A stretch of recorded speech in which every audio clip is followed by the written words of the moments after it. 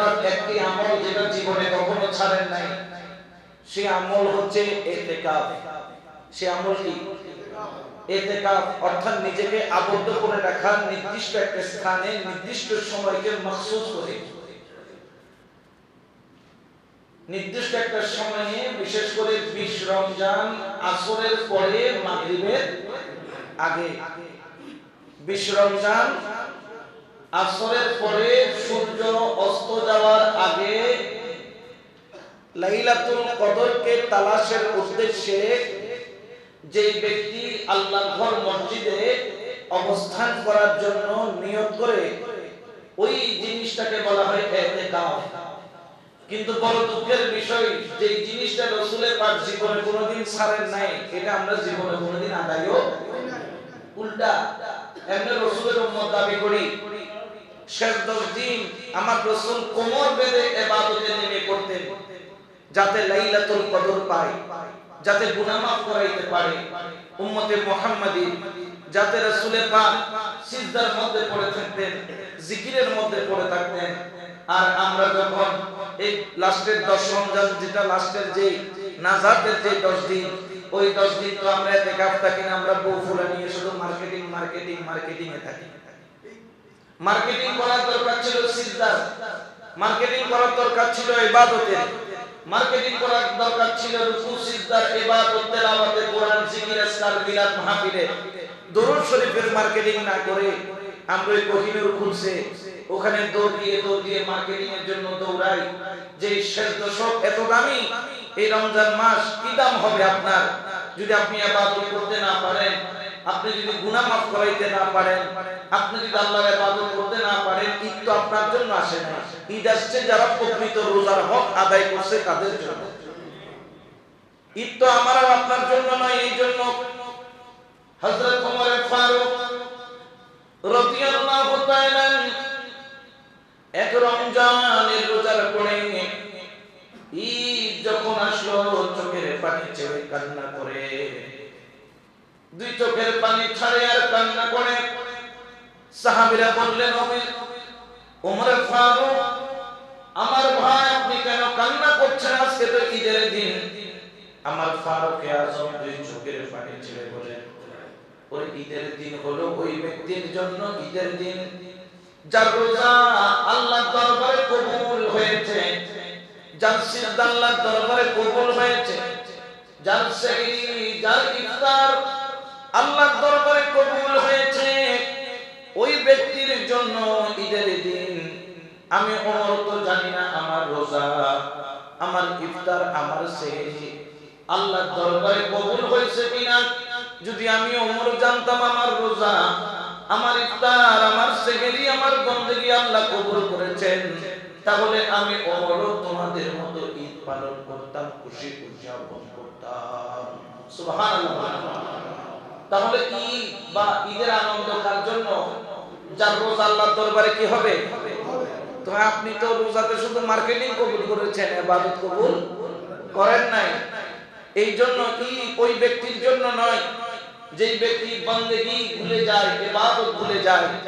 এই জন্য রাসূল পাক আমাদেরকে হায়াতে জিন্দেগীর মধ্যে তিনি আমাদেরকে একটি শিক্ষা দিয়েছেন, যার নাম হচ্ছে ইতিকাফ। এই ইতিকাফ আমার রাসূল জীবনে কোনোদিন ছাড়ে। কিন্তু আলহামদুলিল্লাহ এখানে অনেক ব্যক্তি আছে বুড়া হয়ে গেছে, জীবনে কোনোদিন ইতিকাফ। তাহলে আমি কি রাসূলের আশিক দাবি করতে পারি? রাসূলের আশিক হলে ইতিকাফ থাকার দরকার আছে না নাই? যে ইতিকাফ থাকবে ওই ব্যক্তি রমজানুল মুবারকের শেষ 10 দিন যদি মসজিদের মধ্যে অবস্থান করে, ওই ব্যক্তি অবশ্যই লাইলাতুল কদর পাবে। যদিও বা ওই রাত্রিবেলা ওই ব্যক্তি যদিও বা লাইলাতুল কদরের ওই ক্ষণিকের সময় যদিও বা তার থেকে চলে যায় ঘুমের ভিতরে, তারপরেও ওই ব্যক্তি কদরের নিয়ামত প্রাপ্ত হবে। কারণ কোন সময় কোন ব্যক্তি যদি কাউকে দাওয়াত দেয়, ওই দাওয়াতকারী ব্যক্তিকে অপমান করে না, বঞ্চিত করে না।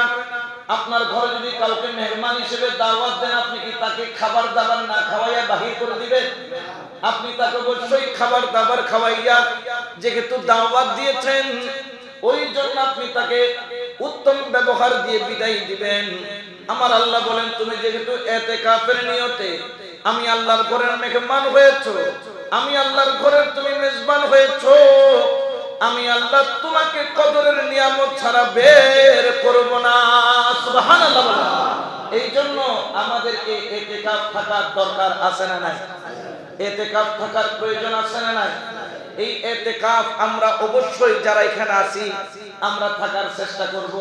আলহামদুলিল্লাহ এখানে তো অনেক আছেন, অনেক জায়গায় দেখা যায় মসজিদে ইতিকাফ করার জন্য কোনো লোক পাওয়া, মোটামুটি এলাকার যেটা সবচেয়ে বেশি অসল, যেটা অসল মাল, যেটা ভালো করে উঠতে পারে না, বসতে পারে না, যে কই জায়গা আপনার ইতিকাফ থাকুন লাগবে, কই আমি পাইতাম না, আমার শরীর তো আগের মতো নাই, কই অসুবিধা নাই, আপনারে কাপড় দিব, চোপড় দিব, আবার কিছু হাদিয়াও দিব, আপনি দয়া করে আমগো সবার পক্ষ থেকে ইতিকাফটা থাকেন।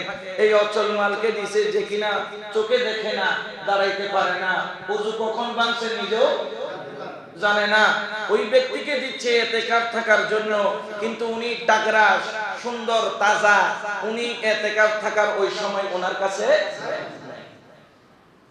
এটা বড় আফসোস, বড় দুঃখের বিষয়। এই জন্য আমাদের উচিত ইতিকাফ থাকার জন্য প্রত্যেক সবল সুস্থ যাদের কাছে আল্লাহ পাক দৈহিক শক্তি দিয়েছেন, তারা কিয়ামুল লাইল করতে পারে, রাতে নামাজ পড়তে পারে। আল্লাহ পাক যেন আমাদের প্রত্যেককে এই রমজানুল মুবারকের শেষ দশকে ইতিকাফ থাকার তৌফিক দান করুন। আরো জোরে বলেন আমিন। আল্লাহ পাক রব্বুল আলামিন পবিত্র কোরআনে ঘোষণা করেন, ওয়াহিদনা ইলা ইব্রাহিমা ওয়া ইসমাঈলা আন তাকিরা বাইতিয়া লিত-তাইফিনা ওয়াল আকিফিনা রুকআইস সুজুদ। আল্লাহ পাক বলেন, ইব্রাহিম এবং ইসমাঈলকে তাওয়াফকারী, ইতিকাফকারী, রুকু ও সিজদাকারীদের জন্য আমার গৃহকে পবিত্র রাখার আদেশ দিয়েছিলাম। অর্থাৎ আল্লাহর ঘর হলো, আল্লাহ পাক বলেন আমি আল্লাহর ঘর আমি উন্মুক্ত করেছি কাদের জন্য? তাওয়াফকারীর জন্য। খানে কাবা বুঝাচ্ছেন। এই জন্য ইতিকাফের উত্তম জায়গা হলো খানায়ে কাবা। খানায়ে কাবা। দ্বিতীয় নম্বর উত্তম জায়গা হলো মসজিদে নববী, বলেন না মসজিদে। তিন নম্বর উত্তম স্থান হলো বাইতুল মুকাদ্দাস, যেটা মসজিদে আকসা বলি। চতুর্থ নম্বর স্থান হলো যার যার এলাকার জামে। পঞ্চম নম্বর স্থান হলো যেগুলা কি ওয়াক্তি মসজিদ, যেটা কি মসজিদ ওয়াক্তি মসজিদ। এগুলা সিরিয়াল। আপনি যদি খানে কাবায় ইতিকাফ থাকতে পারেন, আপনি খানে কাবায় ইতিকাফ থাকবেন। আপনি মসজিদে নববীতে পারলে মসজিদে নববীতে থাকবেন। আপনি যদি মসজিদ আকসাতে পারেন, মসজিদ আকসাতে থাকবেন। অন্ততপক্ষে সেখানে না পারলেও আপনার এলাকার যেটা জামে মসজিদ আছে সেখানে আপনি ইতিকাফ থাকবেন। এই 10টা দিন রমজানের মূল উদ্দেশ্য। বাবা খেয়াল রাখবেন, এই যে রমজান পেয়েছেন, এই রমজান যে আগামীবার পাবেন তার কোনো গ্যারান্টি, জোরে বলেন না গ্যারান্টি। যারা এই রমজানুল মুবারকে ইতিকাফের হক আদায় করবে, আমার কামলিওয়ালা নবী রাহমাতাল লিল আলামিন থেকে আমার মাওলা আলী কাররামাল্লাহু ওয়াজহাহু বর্ণনা করেন, শুনে রাখো, ইতিকাফ যেই ব্যক্তি আদায় করবে, 2টা হজ করার এবং 2টা উমরা করার সওয়াব আল্লাহ পাক রব্বুল আলামিন ওই ব্যক্তির আমলনামার মধ্যে 2 হজ এবং 2 উমরার সওয়াব ইতিকাফকারীকে দান করবে। তাহলে 2টা হজ করলে কমপক্ষে 8 গুণ কত লক্ষ টাকা? 16 লক্ষ টাকা। উমরা করলে 2.5 গুণ কত? 5 লক্ষ টাকা মতো খরচ যায়। আপনি যদি ধরে রাখেন 20 লক্ষ টাকা খরচ করেছে সওয়াব আপনি অর্জন করতেন। আপনি যদি রমজানুল মুবারকে ইতিকাফ থাকেন, ওই পরিমাণ টাকা খরচ না করে মসজিদের মধ্যে বসে আপনি ওই পরিমাণ সওয়াব আল্লাহ আপনার আমলনামার মধ্যে দান করবে। তাহলে ইতিকাফের গুরুত্ব আছে না নাই? এই জন্য আমার আল্লাহ বলেন, আমার ঘরকে আমি ইতিকাফকারীর জন্য, আমি আমার ঘরকে তাওয়াফকারীর জন্য রুকুকারীর জন্য, সিজদাকারীর জন্য আমার গৃহকে পবিত্র করেছি, অর্থাৎ অনুমোদন দিয়েছি। কি দিয়েছি? অনুমোদন দিয়েছি। এই জন্য আমরা চেষ্টা করব এই শেষ দশকে রমজান আসরের পরে মাগরিবের পূর্বে আমরা আল্লাহ পাক যেন আমাদের এই এলাকার যুবকদেরকে, এই এলাকার মুরব্বীদেরকে, এই এলাকার ভাইদেরকে ইতিকাফ থাকার তৌফিক দান করেন। আরো জোরে বলেন আমিন। ইতিকাফ তিন প্রকার। কয় প্রকার? একটা হলো ওয়াজিব, একটা কি, আর যেটা আমরা বিশেষ করে মসজিদের মধ্যে আদায় করে থাকে সবার পক্ষ থেকে, সেটা হচ্ছে সুন্নতে মুআক্কাদায়ে কিফায়া। সুন্নতে মুআক্কাদায়ে কিফায়া। 3 নম্বর হচ্ছে মুস্তাহাব, 3 নম্বর হচ্ছে ওয়াজিব। কোনটা? ধরেন কারো কোনো সন্তান হচ্ছে না, আল্লাহর কাছে নিয়ত করলেন, আল্লাহ আমাকে যদি তুমি একটা সন্তান দান করো, আমি এই রমজানের মধ্যে ইতিকাফ থাকবো। যখন সে নিয়ত করলো, এই নিয়ত পূরণ করা তার জন্য কি হয়ে গেল? ওয়াজিব। তার জন্য ওয়াজিব। যদি আল্লাহ তাকে সন্তান দান করে, তাহলে সে অবশ্যই এই ইতিকাফ আদায় করে দেওয়া তার জন্য ওয়াজিব। এই ধরনের কিছু মান্যতের ইতিকাফ আছে। আল্লাহ আমার এই অসুস্থতা, যে অসুস্থতার কোন চিকিৎসা, আল্লাহ আমি নিয়ত করলাম এই অসুখ থেকে ভালো হলে আমি ইতিকাফ থাকবো। যদি নিয়ত করে তখন এই ইতিকাফ আদায় করা ওই ব্যক্তির জন্য ওয়াজিব। আরেকটা হচ্ছে এলাকার পক্ষ থেকে সবাই আদায় না করলেও কিছু মানুষ বা কয়েকজন বা একজন আদায় করলে সবার পক্ষ থেকে কি হয়ে যাবে? আদায় হয়ে যাবে। এরকম নয় যে আপনি সওয়াব পাবেন না। যে ইতিকাফ থাকবে তিনি সওয়াব পাবেন, কিন্তু যারা ইতিকাফ থাকেন নাই তারা সওয়াবও পাবে না, গুনাহও। আবার যদি কেউ না রাখে, পুরো এলাকাবাসী কি হবে? জোরে বলেন না, সবাই কি হবে? গুনাহগার হবে। আপনি আবার মনে করিয়েন না যে আপনি থাকেন না, এলাকার কাউকে দিয়ে ইতিকাফ রাখাইলেন, ইতিকাফ রাখলো যখন ওই ব্যক্তি, উনার সওয়াব আপনি পাবেন, এটা না। উনার সওয়াব উনি পাবে, উনার সওয়াব উনি পাবে, কিন্তু আপনি গুনাহ থেকে বাঁচবেন। অন্তত আপনার আমলনামার খাতার মধ্যে গুনাহ যোগ হবে না। এটাকে বলা হয় সুন্নাতে মুআক্কাদায়ে কিফায়া।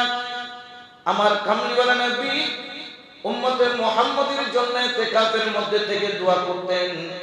মসজিদের মধ্যে আমার দয়াল নবী রাহমাতুল লিল আলামিন সুতুনে শরীর নামের এখন একটা জায়গা রয়েছে। ওই সুতুনে শরীরের মধ্যে আমার কামলিওয়ালা নবী তিনি নিজে ইতিকাফ থাকতেন। প্রথমবার আমার নবী থেকেছিলেন 30 দিন। কয় দিন? প্রথম 10 দিন যাওয়ার পরে জিবরাইল আমিন বলেন, ইয়া রাসূলুল্লাহ আপনি ইতিকাফ কেন করলেন? বললেন এই লাইলাতুল কদরকে তালাশ করার জন্য। আমার জিবরাইল বললেন, ইয়া রাসূলুল্লাহ লাইলাতুল কদর প্রথম 10 দিনের মধ্যে নাই। আমার কামলিওয়ালা নবী আরো 10 দিন বাড়াইলেন। কয় দিন হলো? 20 দিন হওয়ার পরে জিবরাইল আসলেন, এসে বললেন, ইয়া রাসূলুল্লাহ আপনি দ্বিতীয় 10 দিন কেন ইতিকাফ থাকলেন? বললেন আমি লাইলাতুল কদরকে তালাশ করার জন্য। আমার হযরত জিবরাইল বললেন, ইয়া রাসূলুল্লাহ এই দ্বিতীয় দশকের মধ্যে লাইলাতুল কদর। আমার কামলিওয়ালা নবী নিশ্চিত হয়ে গেলেন শেষ দশক হলো লাইলাতুল কদর। আর নিশ্চিত হলেন বেজর রাতগুলোর মধ্যে যে কোন একটি রাত 21, 23, 25, 27, 29 এই 5টা রাতের মধ্যে যে কোন একটা রাত হবে লাইলাতুল কদর। সুবহানাল্লাহ বলেন। এই জন্য শেষ দশকে রাসূল পাক জীবনে ইতিকাফ ছাড়েন নাই। সফরের কারণে একবার তিনি ইতিকাফ ছেড়ে দিয়েছিলেন, আদায় করতে পারেন নাই, কিন্তু তিনি পরের বছর এসে 20 দিন ইতিকাফ থেকে আগের 10 দিনের হক আদায় করে দিলেন। তাহলে ইতিকাফের গুরুত্ব আছে না নাই? আল্লাহর করিব হওয়ার জন্য যে কয়েকটা মাধ্যম আছে, আল্লাহর নিকটবর্তী হওয়ার জন্য যে কয়েকটা জরিয়া আছে, মাধ্যম আছে, তার মধ্যে একটা অন্যতম মাধ্যম হলো এই ইতিকাফ। এবং আরেকটা হলো মুস্তাহাব। মুস্তাহাব ইতিকাফ আপনাদের কাছে অনেকে জানেন, হয়তো অনেকে জানেন কিনা জানি না, আপনাদেরকে জানিয়ে দিই। এই যেমন ধরেন আপনি জুমার পরে এখান থেকে গিয়ে আপনার কোনো কাজ আছে? অনেকের কোনো কাজ নাই। ঘরে যাবেন, একটু রেস্ট নেবেন, আবার কোথায় আসবেন? মসজিদে আসবেন। আপনি যদি নিয়ত করেন যে আমি এই যোহর থেকে আসর পর্যন্ত এই টাইমটা মসজিদে ইতিকাফের নিয়তে বসে গেলাম, ইতিকাফের নিয়তে বসে গেলাম, আপনি আর এদিক ওদিক গেলেন না, আপনি এইখানেও এটাও একটা ইতিকাফের পর্যায়ে চলে, এটা মুস্তাহাব, এটা উত্তম, এটা করা যায়, কিছুক্ষণের জন্য করা যায়। কিন্তু যেটা সমাজের পক্ষ থেকে করবে ওটা একদিন, 2 দিন, 3 দিন করলে আদায় হবে, ওটা আদায় করতে হবে কয়দিন? 10 দিন। কয়দিন? 10 দিন। এখন আসেন, ধরেন আপনার এলাকার পক্ষ থেকে আপনি যাকে জিম্মেদারি দিলেন, এর সাথে আরো মানুষ আছে, হুট করে একজনের এমন অবস্থা হয়ে গেল তাকে ইতিকাফ ছেড়ে চলে যেতে হচ্ছে, এখন কি করবে? যদি জিম্মেদারি যিনি নিয়েছেন তিনি ছাড়া অন্য কেউ যদি সাথে থাকে, অনেক মসজিদে থাকে, আমাদের ধরেন মসজিদের ধরেন এক মুয়াজ্জিন সাহেব বা ইমাম সাহেব সবার পক্ষ থেকে আদায় করতেছে, এক্সাম্পল উনি আছেন, কিন্তু ওনার সাথে আরো 8-10 জন আছে, ওই 8-10 জন যারা স্বেচ্ছায় থেকেছেন, তার যদি কোনো জরুরত এমন বিষয় আসলো যেটার কারণে ওনাকে ইতিকাফ ছেড়ে যেতে হচ্ছে বা ইতিকাফ ভঙ্গ করে চলে যেতে হচ্ছে, তিনি পারবেন, কিন্তু যিনি দায়িত্ব নিয়েছেন তিনি পারবেন না। যিনি সবার পক্ষ থেকে দায়িত্ব নিয়েছেন তিনি যেতে পারবেন না। মা বোনরা ইতিকাফ রাখতে পারবেন, তবে কোথায়? আপন ঘরে। জোরে বলেন আপন ঘরে। আমাদের কিছু ভাই আছেন, তারা ফতোয়া দেন আমার মা বোনেরা নাকি মসজিদে কি রাখতে পারবে, ইতিকাফ রাখতে পারবে। যদি মসজিদে ইতিকাফ রাখে, ওই মসজিদে দেখবেন যে ওই দিন মুসল্লি আরো বাড়ি যাবে।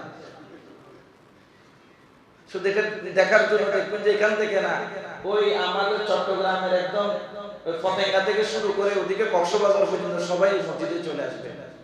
কারণ কারণ মহিলার পুরুষ একটার পরে একটা এফেক্টিভ থাকে। এই জন্য মহিলারা ইতিকাফ থাকবেন আপন ঘরে, যেভাবে আম্মাজান আয়েশা সিদ্দিকা তিনি ইতিকাফ থাকতেন। তারা এখন বলে আম্মাজান আয়েশা সিদ্দিকা যেখানে ইতিকাফ থাকতেন এটা মসজিদে নববীর ভিতরে। বর্তমান মসজিদের নববীটা দেখিয়ে বলেন উনি তো ইতিকাফ ছিলেন, তাহলে অন্য মহিলারা পারবে না কেন?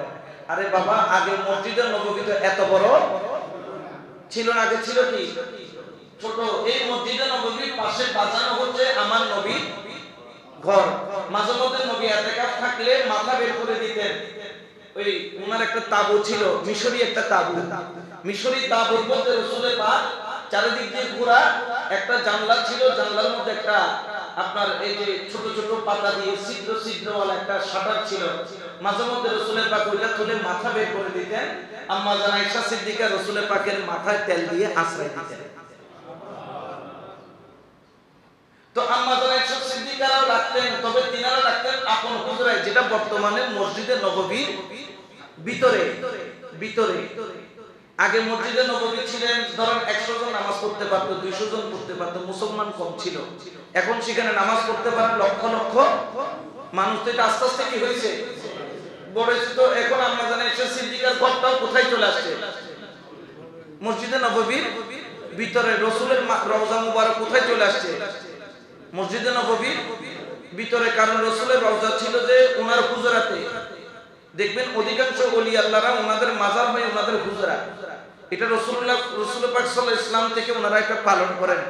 রাসূল পাকের রওজা হয়েছে কোথায়? যেখানে রাসূল পাক থাকতেন। আম্মা জান আয়েশা সিদ্দিকার ওই ঘরটাকে রাসূল পাকের রওজা মুবারক করা হয়েছে। বড় করে সুবহানাল্লাহ। তো এই জন্য মহিলারা ইতিকাফ থাকবেন আপন গৃহের মধ্যে, আর পুরুষরা ইতিকাফ থাকবেন মসজিদের মধ্যে। জামে মসজিদ হলে বেশি ভালো। এমনি মসজিদও কি রাখা যায়, ইতিকাফ রাখা যায়। অনেকে আছেন যে আপনাদের গ্রামের একটা ওয়াক্তি মসজিদ আছে, আপনি সেখানে ইতিকাফ রাখলেন, কিন্তু সেখানে তো জুমার নামাজ। এখন সেক্ষেত্রে কি করবেন? সেক্ষেত্রে ওই ব্যক্তি যিনি ওয়াক্তি মসজিদের মধ্যে ইতিকাফ থেকেছেন, উনি আস্তে করে জুমার নামাজ পাবে বা অন্ততপক্ষে আপনার সুন্নত আদায় করতে পারবে। এই সময়টুকু নিয়ে তিনি ওনার ওয়াক্তি মসজিদ থেকে বের হয়ে উনি জুমা মসজিদ আসবেন, নামাজটা আদায় করে কারোর সাথে কথাবার্তা না বলে আবার উনি ওনার ইতিকাফের জায়গায় চলে যাবেন। এরপরে এই যারা ইতিকাফ থাকবেন, জেনে রাখেন রাসূল করিম সাল্লাল্লাহু আলাইহি ওয়াসাল্লামের পুরো জীবন শেষ 10টা দিন তিনি ইতিকাফ থেকেছেন।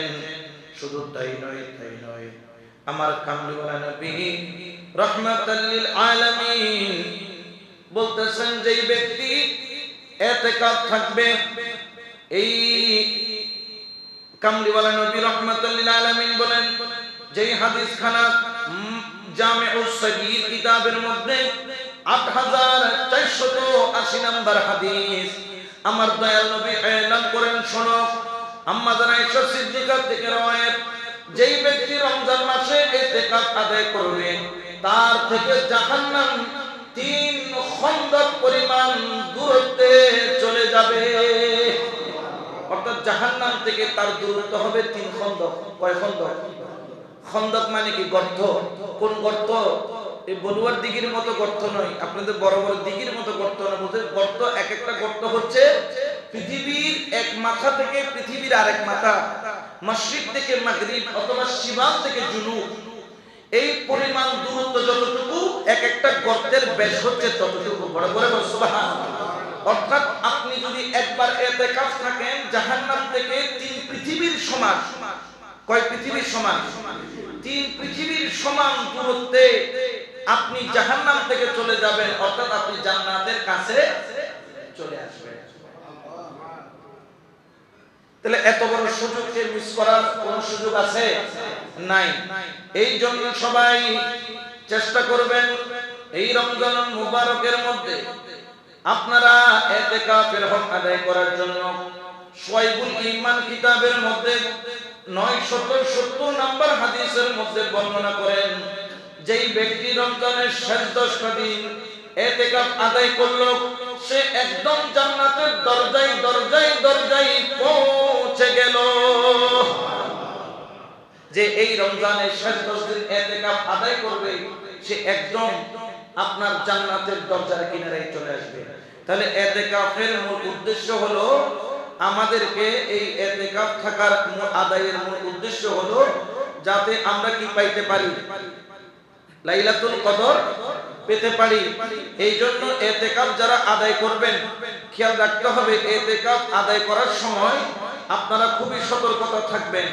1 নম্বর হলো ইতিকাফ আদায়ের সময় উত্তম কাজ যেগুলা, 1 নম্বর উত্তম যে বলেছিলাম সে যদি মক্কায় পারেন মক্কায় রাখবেন, না পারলে মদিনায়, না পারলে বাইতুল মুকাদ্দাসের মধ্যে। এরপরে 2 নম্বর হলো বেশি বেশি কোরআন তেলাওয়াত করা। কি করা? যারা ইতিকাফ থাকবেন তারা কি তেলাওয়াত করবে? কোরআন তেলাওয়াত করবে বেশি বেশি। 3 নম্বর হলো তারা রাসূলের পাকের হাদিস পড়বে, রাসূলের পাকের জীবনী তেলাওয়াত করতে পারবে, রাসূলের পাকের জীবনী চর্চা আলোচনা এগুলা তারা করতে পারবে, রাসূলের জীবনী পড়তে পারবে, হাদিস শরীফ পড়তে পারবে।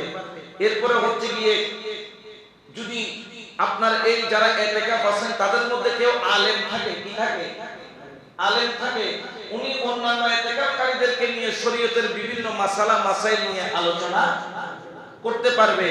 এরপরে হচ্ছে গিয়ে ইতিকাফের মধ্যে বিশেষ করে তাহাজ্জুদের নামাজ পড়া এবং বেজর রাতগুলোকে যথাসম্ভব না ঘুমিয়ে ইবাদতের মধ্যে কাটানো। এবং যিনি এলাকার পক্ষ থেকে ইতিকাফ থাকবেন ওনার সবচেয়ে বেশি দায়িত্ব বেজর রাতগুলোতে বেশি বেশি ওনার মুসল্লি কিরামের জন্য, উনি যে এরিয়াতে বসবাস করেন তাদের জন্য, এবং যাদের পক্ষ থেকে জিম্মেদারি নিয়েছেন তাদের জন্য বেশি বেশি আল্লাহর কাছে কি করা? দোয়া করা, ফরিয়াদ করা, মুনাজাত করা, এগুলো অবশ্যই আমাদেরকে আদায় করতে হবে। এবং ইতিকাফের মূল উদ্দেশ্য হলো আমাদেরকে আমরা যাতে লাইলাতুল কদরটাকে পাই। শুধু এলাকার 2-1 জন রাখবে না, আল্লাহ আমাদের সকলকে যাদেরকে অবসর দিয়েছেন আল্লাহ প্রত্যেককে যেন এই ইতিকাফ আদায় করার তৌফিক দান করেন। আবার খেয়াল রাখবেন অনেকে আছেন যে শেষ 10 দিনে দান সদকা বেশি করে, আছে না? দান করে বেশি। এখন বলতো হুজুর আমি যদি ইতিকাফ থাকি আমি তো এই মানুষগুলোকে দান করতে। একজন বলতো হুজুর আমি ডাক্তার, আমি মানুষকে রমজান মাসে ফ্রি চিকিৎসা দিই, ইতিকাফ থাকলে তো চিকিৎসা দিতে পারবো না। এটাও তো একটা ইবাদত। বলতেছেন রাসূলের পাক তুমি যদি রমজান মাসে কোন একটা ভালো আমল নির্দিষ্ট টাইমে করে থাকো কিন্তু তুমি ইতিকাফে আসো, এদিকে ইতিকাফের সওয়াব পাবা, ওদিকে মানব কল্যাণে যে কাজ করতে সেটা সওয়াব তুমি পাবা। দুটোটাই তুমি পাবা এই ইতিকাফের মাধ্যমে। এবং এই ইতিকাফের মাধ্যমে আপনাকে আল্লাহর নৈকট্য অর্জনের জন্য যা যা করা দরকার তা তা করতে হবে। বিশেষ করে এই ইতিকাফের সময় ফেসবুক শরীফ তেলাওয়াত করা যাবে না। কি শরীফ? ফেসবুক শরীফ তেলাওয়াত করা যাবে না। ইতিকাফের সময় 4-5 জন বসি মোটামুটি কার বাপের ঘরে কি কি ঘটনা ঘটেছে এগুলা নিয়ে মোটামুটি ব্যাখ্যা বিশ্লেষণ টকশো করা যাবে না। সবাই মিলে বসে জিকির আজকার করতে পারবেন। মসজিদ খালি 5-6 জন একসাথে বসলেন, সবাই এই নফিয়াজ বাতে জিকির করলেন, শ্বাস প্রশ্বাসের জিকির করলেন, সশব্দে জিকির করলেন, নিঃশব্দে জিকির করলেন, কিয়াম করলেন, দরুদ পড়লেন, এটাতে কোনো বাধা নাই। অনেক জায়গায় মসজিদের পাশে পুকুরের ঘাট থাকে। আমি আগে একটা মসজিদে ছিলাম, বিশাল বড় পুকুর ছিল। এখন আমার একজন এসে কয়, হুজুর এখানে যারা ইতিকাফ আছে এরা সবাই রাতের 1টা বাজলে 12টা পার হইলে সবাই যখন ঘুমিয়ে যায় মাশাআল্লাহ মসজিদ ঘাটের মধ্যে যে বসা বসে এখানে রীতিমতো ডোনাল্ড ট্রাম্প হইতে নিয়ে যত যুদ্ধ আছে সব ওখানে এরা আলোচনা করে ফেলে, কোন কোন প্ল্যানে আগাবে, কোনখান দিয়ে বোম মারবে এগুলা। তো আমি গিয়ে পরের জুমায় বললাম যে আপনারা এই কাজটা করবেন, যতটুকু সম্ভব মসজিদের ভিতরে থাকবেন, জরুরত ছাড়া, হাজতের নিয়ত ছাড়া। ধরেন আপনারা অনেক সময় গোসল করবেন, মসজিদের বাইরে যাবেন, তাহলে নিয়ত করে বের হবেন আমি হাজতের জন্য যাচ্ছি, মানে অর্থাৎ কি মানুষের প্রস্রাব পায়খানার প্রয়োজন হয় কিনা, আপনি ওটা নিয়তে বের হয়ে আপনি গোসল টোসল করে একেবারে চলে আসবেন। কখন যাবেন? যখন মানুষজন থাকবেন। আবার মানুষজন থাকা অবস্থায় গিয়ে মোটামুটি গল্প গুজব অনেক আছে, কথা না বললে কি লাগে না। তো গোসল টাইম বাইর করে কখন? যখন মুসল্লিরা আসে। এই সুযোগে একটা কথা বলি ফেললো এরকম মনে করে, যখন একদম নীরব নিস্তব্ধ হবে আপনি তখন এসে আপনার জরুরত কাজগুলো সেরে চলে যেতে পারবেন। আপনার পরিবার থেকে যদি কোনো জরুরত হয় আপনার একটা চেক সাইন করার দরকার। কি চেক? টাকা পয়সার চেক সাইন করতে হবে। আপনি একটা পরিবার আপনি কাগজে লিখে আপনাকে জানিয়ে দিবে যে অমুক অমুক জায়গায় সমস্যা হয়েছে, এরকম একটা ইমার্জেন্সি একটা কাগজে সিগনেচার দরকার। কাগজে দিবেন, সেক্টর দিবেন, ওই সিগনেচার করে দিয়ে দিতে পারবেন যদি জরুরত হয়। যদি জরুরত না হয় তাহলে সেটা বলবে যে আমি ইতিকাফের পরে। ঠিক আছে? এরপরে ইতিকাফের সময় যে যে বিষয়গুলোর দিকে একটু সচেতন থাকার দরকার, জাগতিক ব্যস্ততা, অপ্রয়োজনীয় কথাবার্তা পরিহার করা, বিনা প্রয়োজনে মসজিদ থেকে বের হওয়া, এতে ইতিকাফ কিন্তু ফাসিদ হয়ে যায়। অকারণে বের হলে আপনার ইতিকাফ কি হয়ে যাবে? ফাসিদ, ভঙ্গ হয়ে যাবে। তবে প্রকৃত প্রয়োজনে জুমার নামাজে অংশগ্রহণ করার মতো কিছু কাজ যদি থাকে তাহলে সে মসজিদ থেকে বের হতে পারবে। ওই যে বলছিলাম কখন একদম সুন্নত পড়ার সামান্য যেগুলো নামাজ পড়ার টাইম দরকার ওই সময়টা রেখে বের হবে, আগে ভাগে না। যে একদম আজান দেওয়ার আগে গিয়ে মসজিদের আগের কাতারে বসে থাকবো, সেটা হবে না। সে আসবে ওই টাইম নিয়ে, আবার সে পরের জুমার নামাজ আদায় করে সুন্নত আদায় করে সে পরবর্তীতে চলে যাবে আপন জায়গার মধ্যে। 3 নম্বর, এই মসজিদে যারা ইতিকাফ থাকবেন, আমরা রমজান মাসের দিনের বেলায় স্ত্রীর সাথে সঙ্গ নেওয়া আমাদের জন্য নিষিদ্ধ। যারা ইতিকাফ থাকবেন তাদের জন্য দিনেও নিষিদ্ধ, রাতেও নিষিদ্ধ। আপনি দিনেও স্ত্রীর সঙ্গ নিতে পারবেন না, রাতেও স্ত্রীর সঙ্গ নিতে পারবেন না। এরপরে হচ্ছে গিয়ে এই ইতিকাফের স্থানকে বাসভবনের মতো বানিয়ে ফেলা যাবে না। আপনি কি করবেন? মসজিদের এক কোণায় একটা, যেহেতু রাসূল পাক তাবু টেকেছিলেন, আপনি একটা পর্দা টেকে দিতে পারেন। সেখানে আপনার বেড বিছনা, এবং অবশ্যই প্রত্যেকের বেড বিছনা কি হবে? আলাদা হবে। বেড বিছনা আলাদা হবে, ফাঁক ফাঁক করে আপনারা বসবেন। সেখানে আপনারা যেখানে একটু ঘোরা থাকলে, মানুষজন কম থাকলে, না দেখলে ইবাদত করতে কি হয়? সুবিধা হয়। এই জন্য ওইভাবে আপনারা কি করবেন? আদায় করবেন, চেষ্টা করবেন ওইভাবে আদায় করার জন্য। এরপরে যদি ধরেন ইতিকাফের ভিতরে ধরেন কারো স্বপ্নদোষ হয়ে গেল, হইতে পারে না? পারে। তাহলে আপনাকে প্রথম নাম্বার খেয়াল রাখতে হবে আপনার ওই নাপাক পানি কোন মসজিদের ফ্লোরে লাগলো কিনা। যদি লেগে থাকে ওটা অবশ্যই কি করে নিতে হবে? পরিষ্কার, ভালোভাবে পরিষ্কার করে নিতে হবে। এই জন্য অবশ্যই বেড বিছানা ছাড়া মসজিদে ঘুমাবেন না। যারা ইতিকাফ থাকবে আপনি ফ্লোরে বালিশের মধ্যে পড়ে থাকবেন না, অবশ্যই আপনি আপনার বিছানার মধ্যে কি করবেন? ঘুমাবেন।